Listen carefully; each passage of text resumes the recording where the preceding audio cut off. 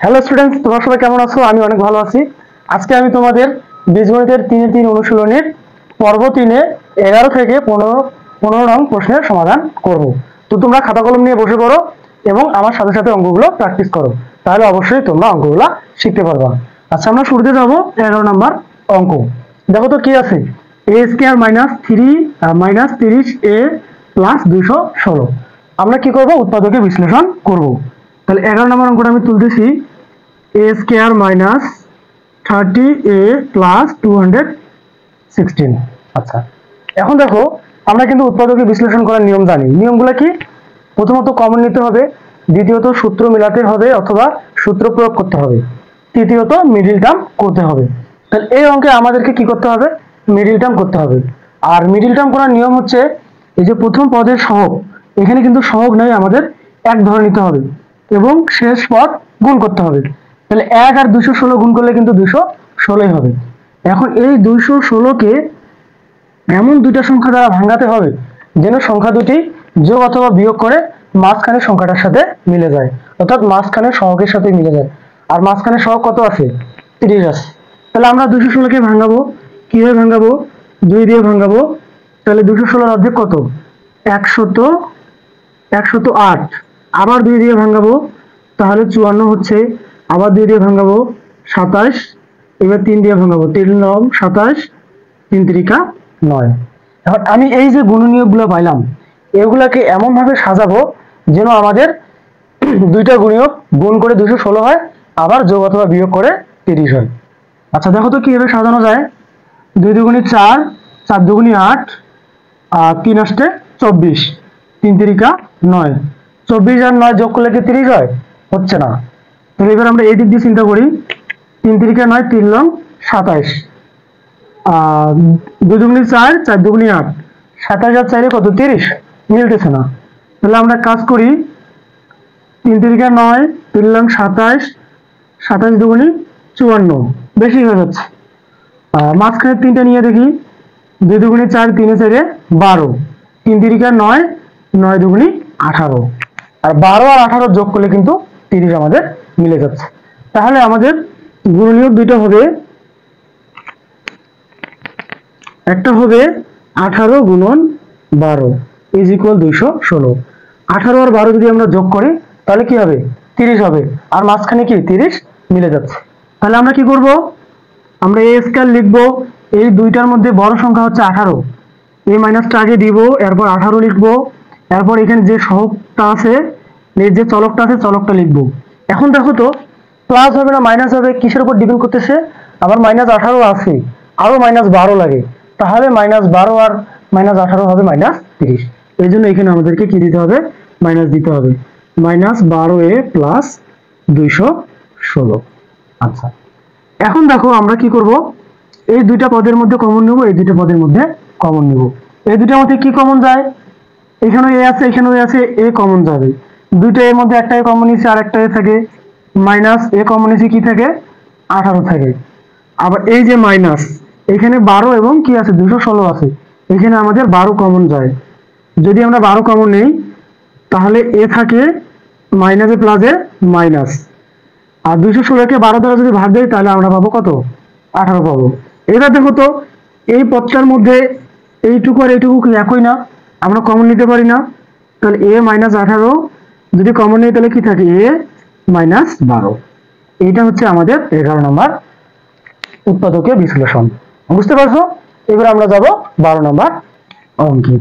আচ্ছা, এটা দেখো 12 নম্বর অঙ্ক, a⁸ মাইনাস a⁴ মাইনাস 2। আচ্ছা, 12 নম্বর অঙ্কটা আগে আমরা তুলি, a⁸ মাইনাস a⁴ মাইনাস 2।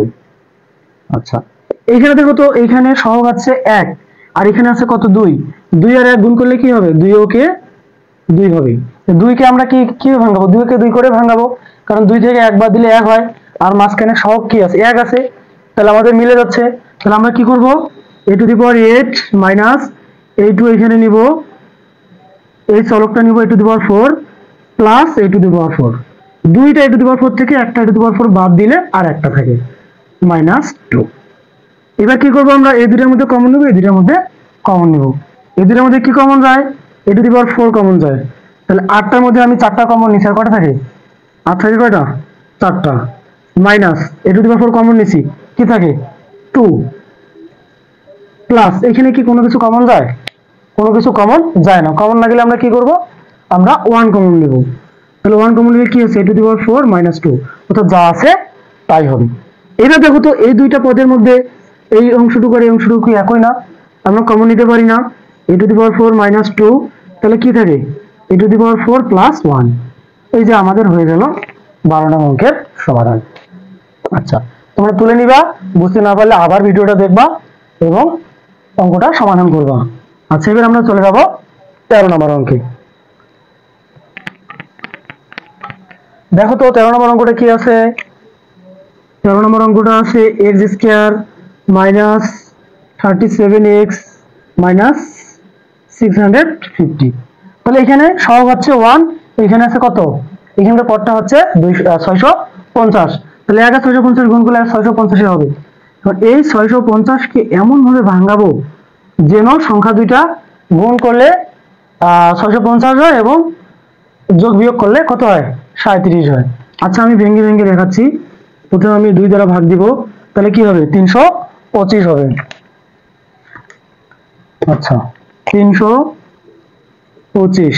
এবার আমি 5 দিয়ে ভাগ দিব, 325 ভাগ 5 কত হচ্ছে? 325 ভাগ 5 65 হচ্ছে। 65 কে আবার 5 দ্বারা ভাগ দিব, ভাগ 5 কত? 13। এই যে 13। এখন আমরা এই গুণনীয়কগুলো দ্বারা দুইটা সংখ্যা তৈরি করব। তাহলে দেখো তো 5 দুগুণে 10, 5 10 এ 50, 50 থেকে 13 বাদ দাও তো কত? 37। মিলে গেল না? আচ্ছা, তাহলে আমরা যে সংখ্যা দুটো পাচ্ছি এই দুটো কি? একটা হচ্ছে 50 গুণন 13, মানে হচ্ছে কত? 650। আর 50 থেকে 13 বাদ দিলে হচ্ছে আমার 37। তাহলে এবার আমরা কি করব?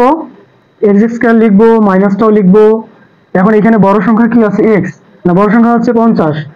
50 লিখলাম, এখানে চলক লিখবো। এরপর এখানে কি হবে? প্লাস হবে না মাইনাস হবে? এটা ডিপেন্ড করতেছে আমাকে 50টা থেকে 13টা বাদ দিতে হবে, এই জন্য প্লাস দিতে হবে। এই যে -50 থেকে +13 বাদ, তাহলে -37 থাকে। আর এই যে 650 থাকলো।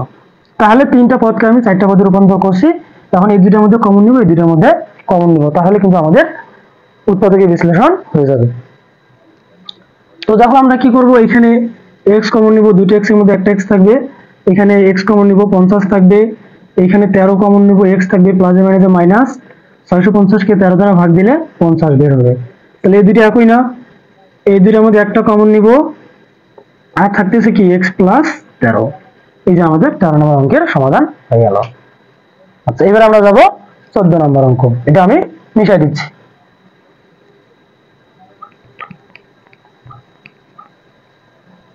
আচ্ছা, দেখো 14 নম্বর অঙ্কটা কি করতে বলছে?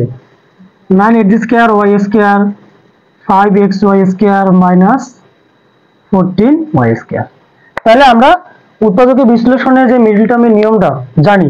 কি নিয়মটা? প্রথম পদের সহগ এবং শেষ পদের সহগ কি করতে হবে? গুণ করতে হবে। আচ্ছা, তার পূর্বে আমি যে নিয়মগুলো যে প্রথম ক্লাসে লিখে দিয়েছিলাম, প্রথমে আমাদের কি করতে হবে? কমন নিতে হবে। দেখো তো কি মিল আছে যে কমন নেওয়া যায়। দেখো এখানে y² আছে, এখানেও y² আছে, আবার এখানেও y² আছে। তাহলে আমরা কি y²টা কমন নিতে পারি না? অবশ্যই কমন নিতে পারি। তাহলে y² যদি আমি কমন নেই, তাহলে কি থাকতেছে?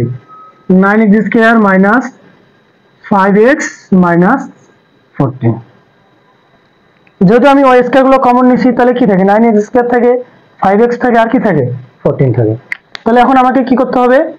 এই যে প্রথম পদের সহগ 9 এবং শেষ পদ 14 গুণ করতে হবে।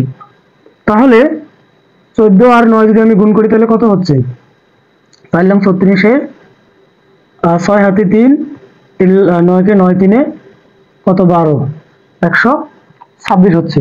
তাহলে 126 কে এমন দুটো সংখ্যা দ্বারা ভাঙাবো যেন আমার মাঝখানে 5 মিলে যায়। তাহলে এই দুইটা দিয়ে হয়ে যাবে, কারণ 14 থেকে 9 বাদ দিলে 5 হয়। তাহলে আমাদের আর চিন্তা করার প্রয়োজন নাই। তাহলে আমরা কি করব? 9x² লিখবো, এখানে 14টা আগে লিখবো, এরপরে চলক দিব। এখানে আমাদের প্লাস দিতে হবে, কারণ 14টা থেকে 9টা বাদ দিতে হবে। 9x - 14। দিলাম। এবার ওয়াই স্কয়ার থাকলো, এই দুইটার মধ্যে কমন নিব, এই দুইটার মধ্যে কমন নিব। কি কমন যায় এখানে? এখানে এক্স কমন যায়, তাহলে কি থাকে? আরেকটা এক্স থাকে, আর কি থাকে? 14। এখানে প্লাস কিছু কমন যায় না, না গেলে আমরা 1 কমন নিব, তাহলে যা আছে তাই। এখন দেখো তো এই দুটো একই না, এই দুইটার মধ্যে আমরা কয়টা কমন নিব? একটা কমন নিব, তাহলে আর কি বাকি থাকে? এক্স থাকে, আর থাকে +1। এই যে আমাদের 14 নম্বর অঙ্কের সমাধান হয়ে গেল। তুলে নাও, তুলে নাও। তোমরা অবশ্যই শুয়ে শুয়ে ভিডিওটা দেখতেছো, শুয়ে শুয়ে ভিডিও দেখলে কিন্তু কাজের কাজ একটা হবে না, তোমাদেরকে অবশ্যই খাতা কলম নিয়ে বসতে হবে, তাহলেই তুমি কিন্তু অঙ্ক শিখতে পারবে, না হলে বেকার, কোনো লাভ নেই। আচ্ছা, আমি 15 নম্বর অঙ্কের সমাধান করব। দেখো তো 15 নম্বর অঙ্কটা কি আছে? 4x to the power 4 minus 27 x square minus 81। আমাদের কি করতে হবে? এই যে 4 আর কত 81 গুণ করতে হবে, তাহলে 81 গুণন 4 কত হচ্ছে? 4 ওকে 4, 4 আসছে 32, 324। 324 কে এমন দুটো সংখ্যা দ্বারা ভাঙাবো যেন আমাদের মাঝখানে 27 হয়। তাহলে কি করব? 324 এর গুণনীয়কগুলো বের করি। প্রথমে আমি 2 দিয়ে ভাগ দেই, তাহলে কত হচ্ছে? 324 ভাগ 2, 324 ভাগ 2 162, 162। 162 কে আবার আমরা 2 দ্বারা ভাগ দিব, 81। 81 কে আমরা 3 দ্বারা ভাগ দিব, তাহলে 27 হচ্ছে। 27 কে 3 দ্বারা ভাগ দিব, 3 লং 27, 3 তিরিকা 9। এই যে আমি গুণনীয়কগুলো পাচ্ছি, এইগুলা দিয়ে আমাকে দুটো সংখ্যা বানাইতে হবে। তাহলে এখানে আমাদের মিলাইতে হবে কত? 27 মিলাতে হবে। আচ্ছা, 3 তিরিকা 9, 3 তিরিকা 9, 9 দুগুণী 18, আবার 3 তিরিকা 9, 9 দুগুণী 18।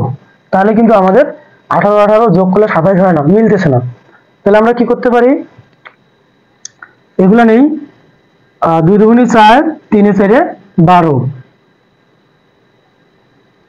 3 12 36, আর 3 তিরিকা 9। তাহলে 36 থেকে 9 বাদ দিলে আমার কিন্তু 27 হয়ে যাবে। তাহলে 4x স্কয়ার না 4x to the power 4 minus 36x square plus 9x square minus 81। দেখো যে 36টা x স্কয়ার থেকে 9টা x স্কয়ার বাদ দিব, 27টা x স্কয়ার হয়ে যাবে। এবার দুইটার মধ্যে কমন, দুইটার মধ্যে কমন। কি কমন যায়? 4x to the x square common যায়, তাহলে আরেকটা x স্কয়ার থাকে মাইনাস কত? 4 লং 36, x স্কয়ার কমন নিছি, প্লাস এখানে 9 কমন নিব, x স্কয়ার থেকে প্লাস মাইনাসে মাইনাস, 9 9 81। এই দুইটা একই না, এই দুইটার মধ্যে কি একটা কমন নিব, তাহলে থাকতেছে 4x স্কয়ার প্লাস 9। আবার দেখো এইটুকুকে আবার ভাঙানো যায় কিভাবে? x স্কয়ার 9 কে যদি ভাঙাই 3 এর উপর স্কয়ার, তাহলে আবার কি হচ্ছে? স্কয়ার মানে বি স্কয়ার সূত্র কি? প্লাস বি ইন্টু এ মাইনাস বি। আমরা জানি যে উত্তরটা আমাদের গুণফল আকারে থাকতে হবে। এই যে দেখো গুণফল আকারে আছে। আমাদের 15 নং অঙ্কের সমাধান হয়ে গেল। তাহলে এতক্ষণ ধৈর্য সহকারে আমার ক্লাসটি দেখার জন্য তোমাদেরকে অসংখ্য ধন্যবাদ।